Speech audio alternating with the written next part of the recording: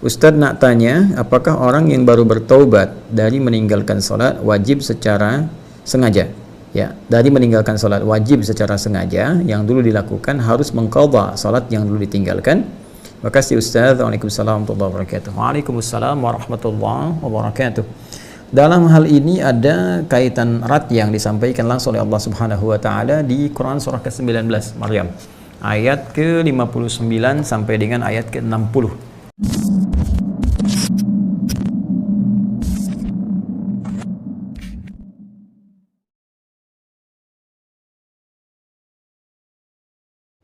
Nah, di ayat ke-59 sampai dengan ayat ke-60, teman-teman sekalian, Allah berfirman, "Fa khalafa min ba'dihim khalfun adha'u shalah wattaba'u syahawat fasawfa yalqawna ghayya."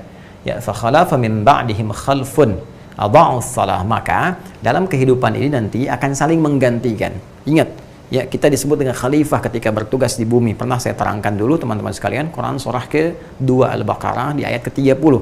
Wa idh qala rabbuka lil malaikati inni ja'ilu fil ardi khalifah. Ketika Rabbu Muhammad SAW berfirman kepada kalangan malaikat dan sementara jin yang ada pada saat itu, diinformasikan bahwa aku akan memberikan tugas pada makhluk baru, bukan malaikat, bukan jin, yaitu manusia Adam alaihissalam yang telah tercipta beserta keturunannya. Makhluk ini akan bertugas di bumi, bukan di langit tugasnya, tapi di bumi tugasnya sebagai khalifah. Kata khalifah akarnya, kata kerja infinitifnya berasal dari kata khalafa. Seperti pernah saya bahas dulu. Di antara makna khalafah ini ada beragam maknanya. Di antara makna utamanya adalah sesuatu yang menggantikan, saling menggantikan.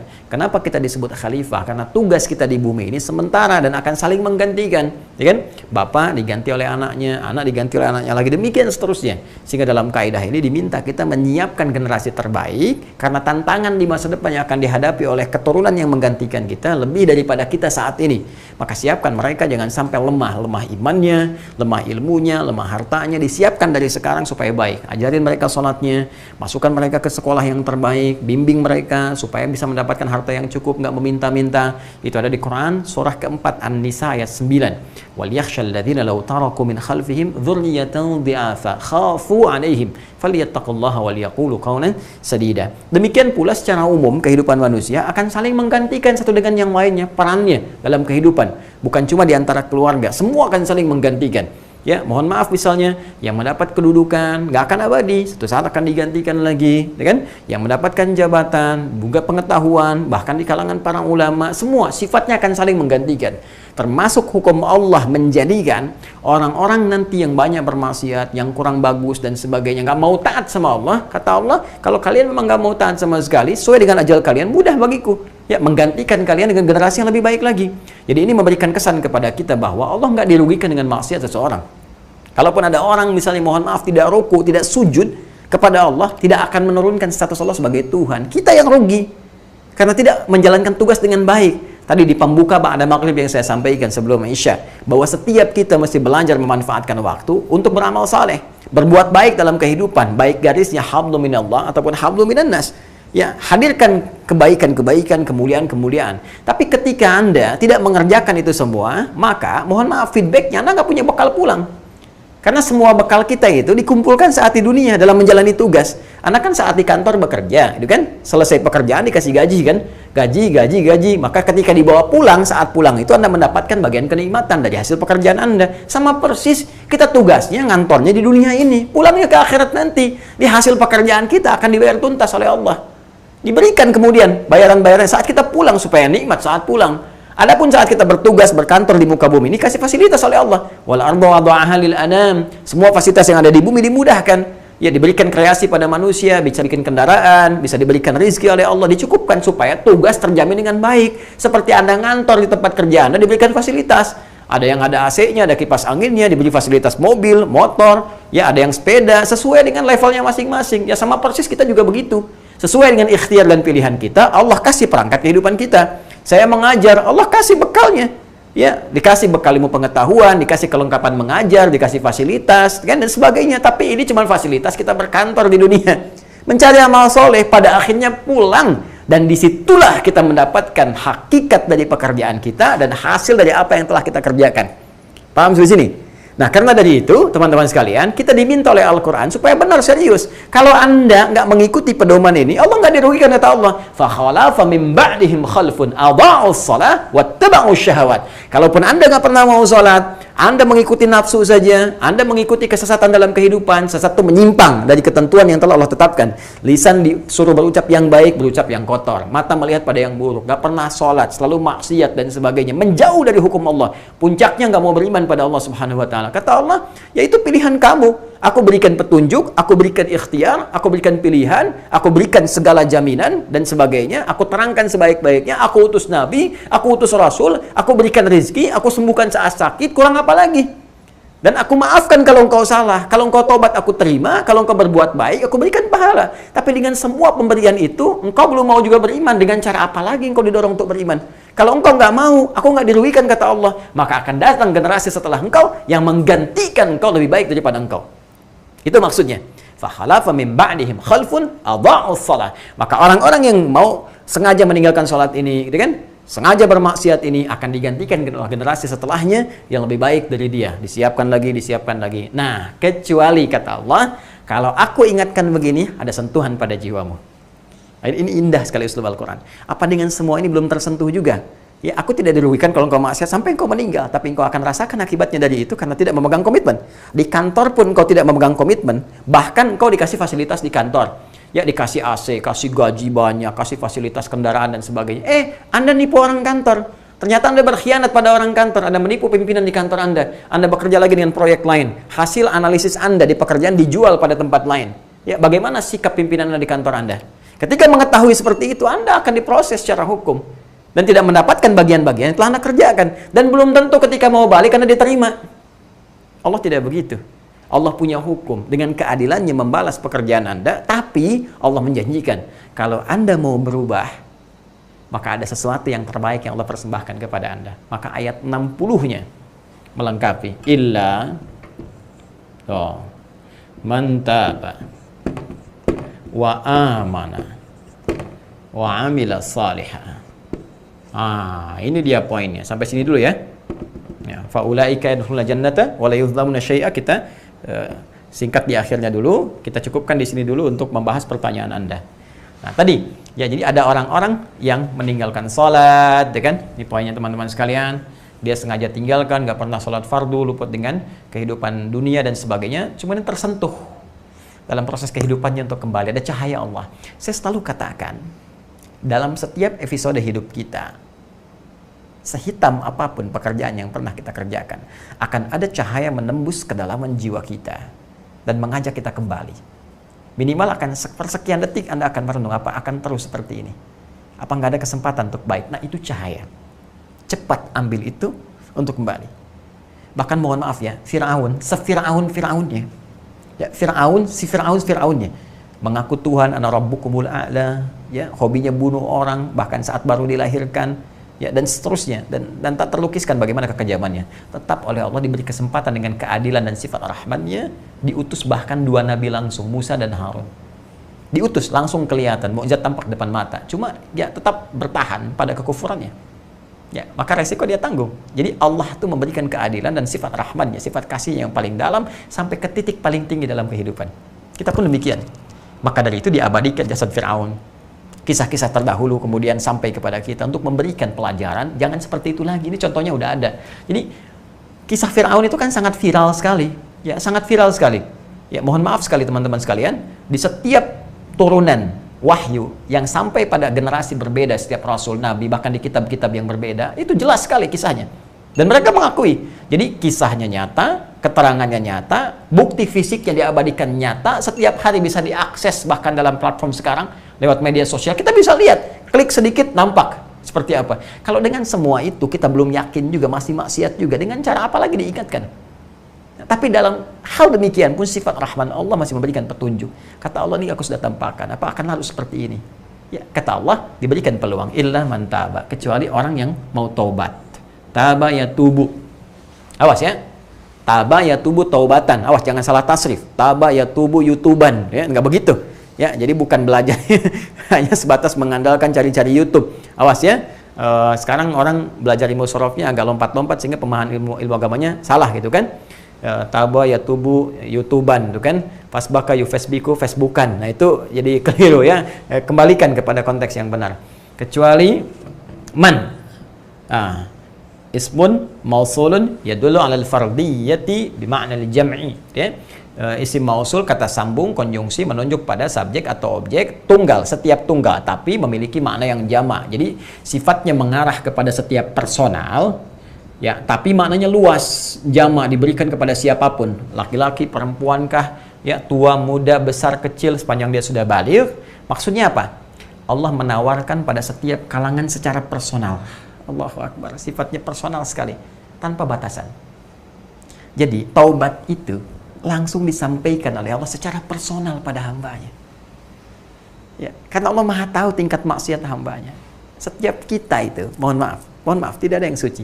Fala tuzakku anfusakum, huwa a'lamu biman ittaqa. Jangan menduga diri kita itu suci, tidak. Hanya Nabi dan Rasul yang diberikan oleh Allah karunia sifat maksum, terjaga dari kesalahan. Ya, kita yang bukan Nabi, bukan Rasul, apalagi manusia biasa, pasti terjebak dalam kekeliruan. Karena ada nafsu dalam diri kita. Inna nafsa la'ammaratun bisu. Potensi nafsu ini diwaswasi oleh setan sehingga mengarahkan hal-hal yang buruk. Quran surah 12 ayat 53. Ya, karena itu secara personal kita disentuh langsung. Diajak oleh Allah, dikhitab. Kata Allah, "Hei, engkau hambaku, siapapun engkau yang pasti pernah salah, perbaiki kesalahanmu."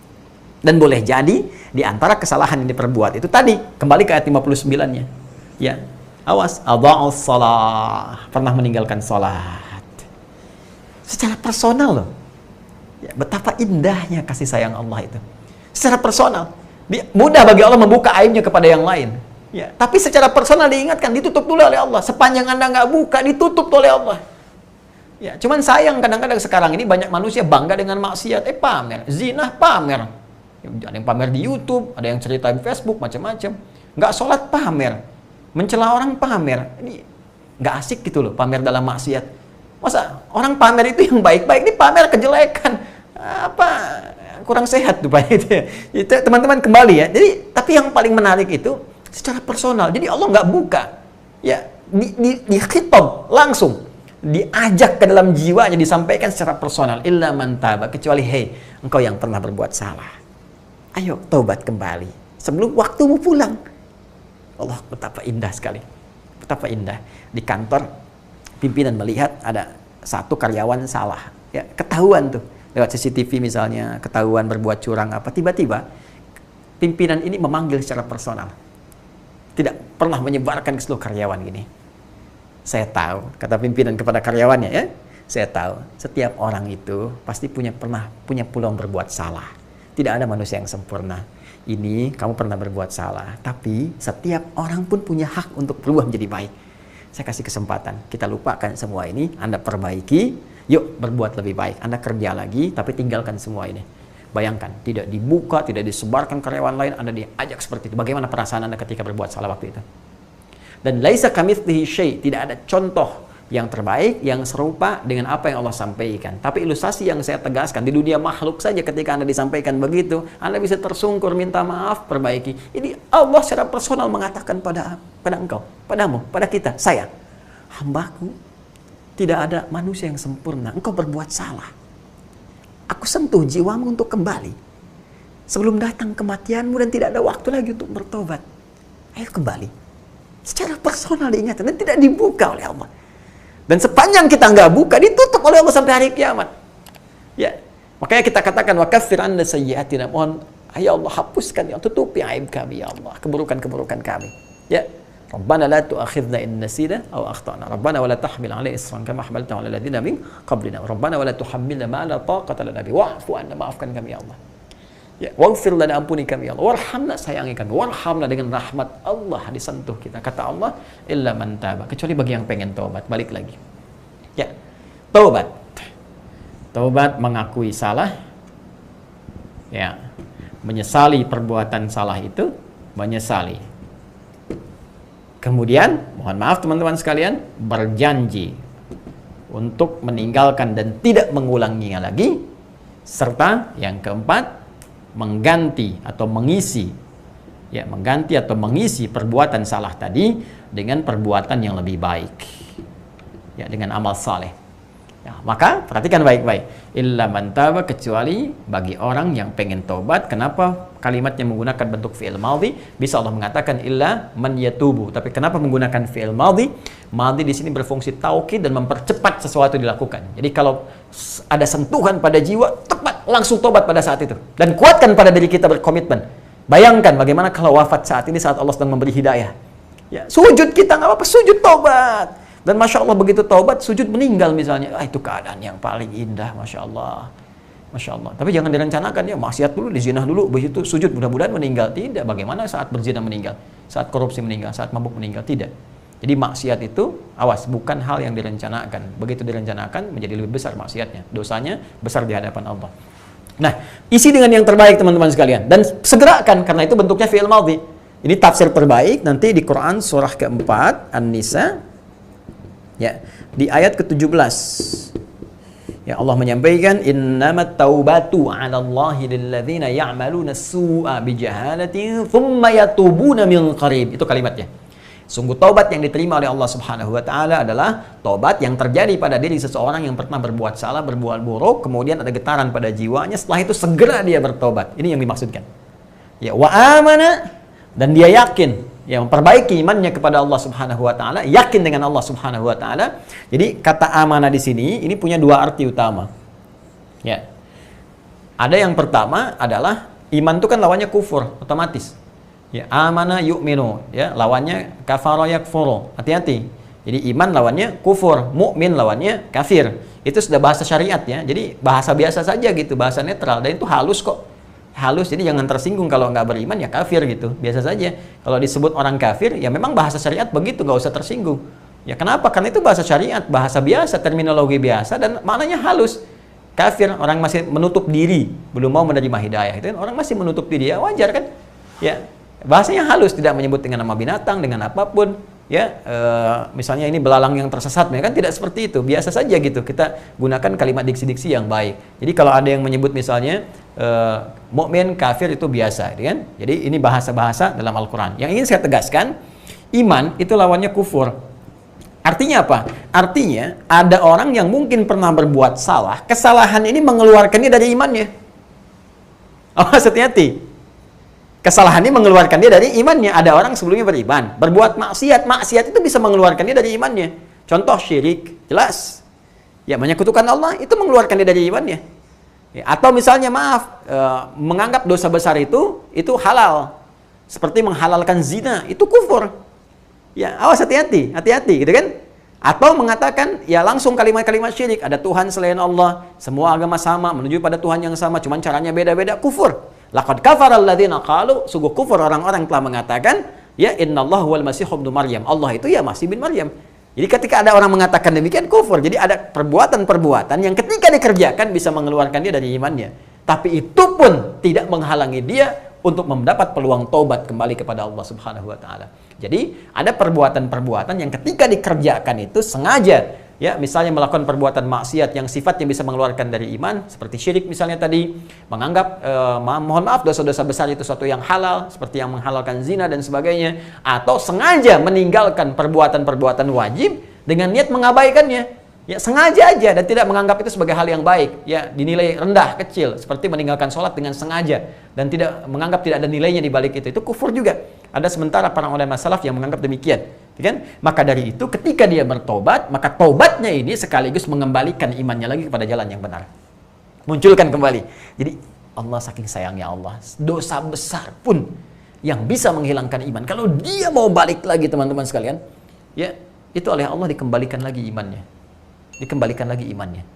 Ya, ini bagian yang pertama. Yang kedua, boleh jadi maksiat-maksiat yang tidak terkait dengan hal yang bisa mengeluarkan iman, tapi melemahkan iman. Berbohong melemahkan iman, korupsi melemahkan iman, mencuri melemahkan iman, dan tentunya tingkatan-tingkatan ini bisa menjadi lebih besar sesuai dengan kadarnya, ya sesuai dengan kadarnya. Maaf, ya bikin hoax itu dosa, ya dan sebagainya, berbohong, fitnah, dan bahkan ada nanti fitnah-fitnah tertentu atau perbuatan tertentu yang mungkin levelnya akan naik ke dosa-dosa yang lebih besar. Yang ini tidak mengeluarkan iman, tapi dia melemahkan iman, berbohong. Misal, maka ketika dia bertobat dari dosa bohongnya, fitnahnya, bikin hoaxnya misalnya, dia kembali, maka Allah akan berikan kembali kekuatan imannya. Ya, ada charge lagi, sehingga baterainya naik lagi, baterai imannya kuat lagi. Nah, dari situ, maka pembuktian ini semua akan nampak lewat amal solehnya. Wa amila salihah. Dan tobat yang benar ini, kata Allah, ukuran dua. Satu, imannya hadir dan menguat kembali pada jiwanya. Dan bukti penguatan iman ini bisa dilihat dari amila salihah, amal solehnya.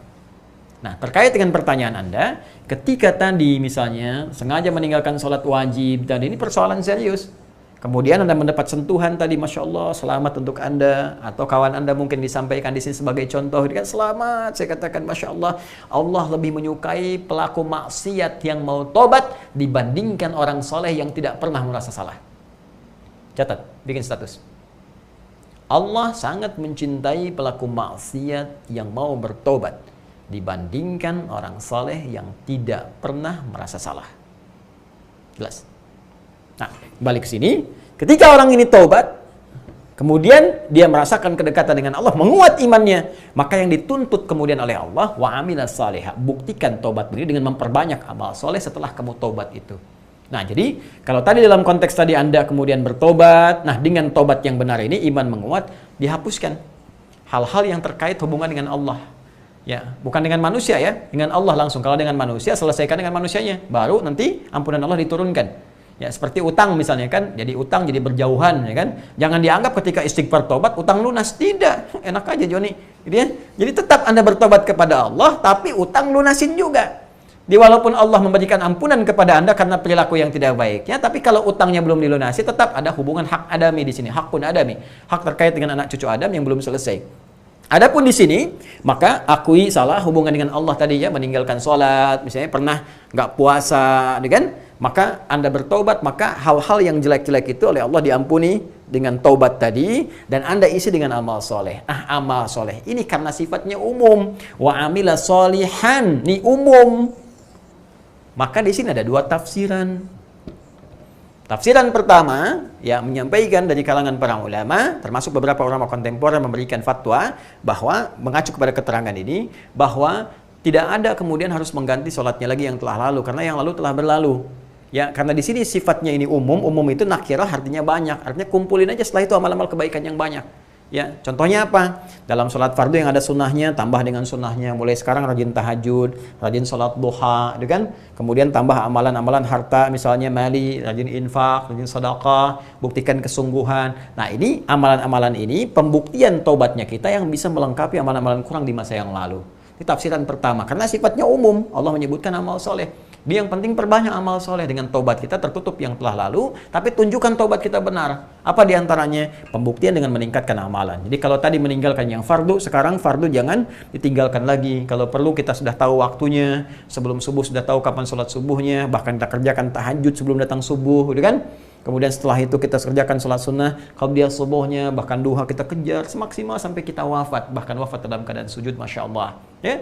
Ada yang kedua, karena ini kan sifatnya masih umum. Ya, dan soleh pun tercakup di sini sholat itu amal soleh.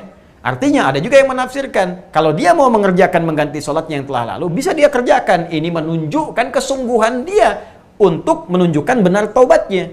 Ya, jadi bagaimana cara praktiknya? Gampang. Ketika masuk misalnya waktu sholat zuhur, ya, maka dalam masuk waktu sholat zuhur ini dia kerjakan zuhur pada saat itu, kemudian setelah itu ada mengisi waktunya, dia coba tunaikan lagi sholat untuk mengganti zuhur yang sebelumnya, yang lalu-lalu, gitu kan. Jadi begitu masuk waktu asar, demikian seterusnya, dia kerjakan asarnya yang pada saat itu, dan setelah itu dia kerjakan untuk mengganti asar yang sebelumnya. Nah, ini dua hal ini pun sifatnya baik karena mengacu pada dalil yang sama, cuma pemahaman ulama yang beragam di sini mengacu pada keumuman di sini. Adapun Allah sekali lagi melihat kepada kita dari kesungguhan bertobat dan peningkatan amal solehnya. Jadi silahkan berdasar kelonggaran dari Anda, mana yang paling nyaman Anda tunaikan. Itu saja sebetulnya. Ya, kalau Anda melihat misalnya, wah sudah saya ingin mengambil bagian yang pertama saja, saya kerjakan sesuai dengan porsinya, saya tambah sholat sunnahnya, tahajudnya, infaknya dan sebagainya, Alhamdulillah.